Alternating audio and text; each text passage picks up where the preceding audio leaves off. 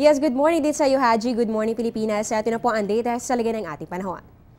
As of now, magandang panahon pa rin po ang inaasahan sa malaking bahagi ng ating bansa. Wala pa po kasing bagyo o low pressure area ngayon. Dito yan sa loob ng ating Philippine Area of Responsibility. Pero dahil nga po dito sa hanging amihan o yung tinatawag nga natin na Northeast Monsoon, inaasahan pa rin ang malamig na panahon at mga isolated light rains lang. Dito po yan sa ating sa Luzon at pati rin po dito sa buong Visayas. Samantala, para naman sa ating mga kababayan sa may Mindanao area, inaasahan po ang bahagya hanggang sa maulap na kalangitan na may mga pulo-pulong pag-ulan o pagkidlat, pagkulog at kadalasan po yung nararanasan pagsapit ng hapon o kaya naman po ay sa gabi. Samantala, isa rin po sa mga tinututukan natin ngayon ay ang low pressure area. Sa labas po yan ng ating Philippine Area of Responsibility. Alas 4 po ng umaga kanina namataan ito sa layong 1,170 kilometers east po yan ng Mindanao. Ayon po sa Pag-asa, maaaring pumasok po ito ng tuluyan dito sa ating par maaaring mamayang hapon o kaya naman po ay bukas ng umaga.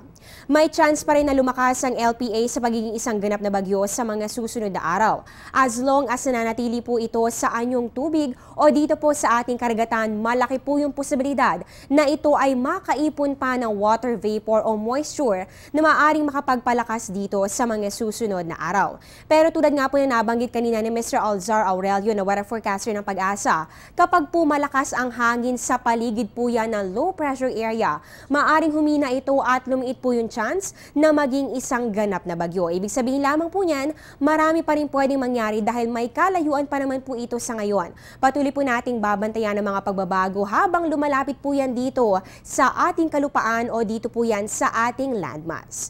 Ngayon po alamin po natin agwat ng temperatura sa iba't ibang bahagi ng bansa. Unahin po natin sa bahagi ng Luzon, dyan po sa Puerto Princesa. Mataas na po ang 22 to 32 degrees Celsius. At dito naman sa Baguio City, mababa po ang temperatura, so malamig pa rin po talaga. Meron po yung 9 to 19 degrees Celsius.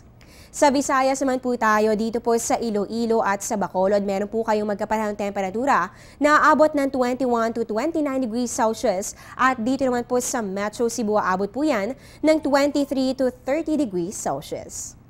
At ngayon naman po sa may Mindanao area naman tayo, dyan po sa Metro Davao, meron po yan 22 to 31 degrees Celsius. Samantalang dito naman sa ating mga kababayan sa Zamboanga, meron po kayong agwat ng temperatura nga abot ng 21 to 32 degrees Celsius at inaasahan naman po ang pagkakaroon ng generally fair weather. So ayun po, nabigyan po tayo ng ideya kung gaano nga ba kalamig o gaano nga ba kainit ang magiging lagay ng ating temperatura sa mga susunod na oras. Magbabalik po kami matapos ang isang paalala.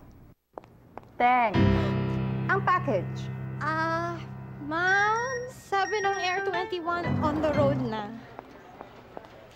Ano, Teng? Ang package. Ma'am, sabi ng Air 21 na receive na. Okay, very good.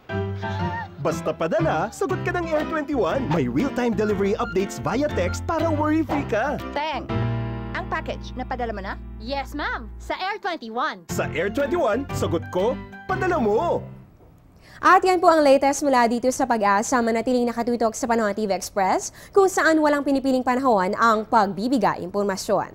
Ako po ang inyong weather lover Amor La Rosa na nagsasabing ang taong handa at may nahon, kayang lagpasan ang hamon ng panahon. Good morning, balik sa iyo, Haji.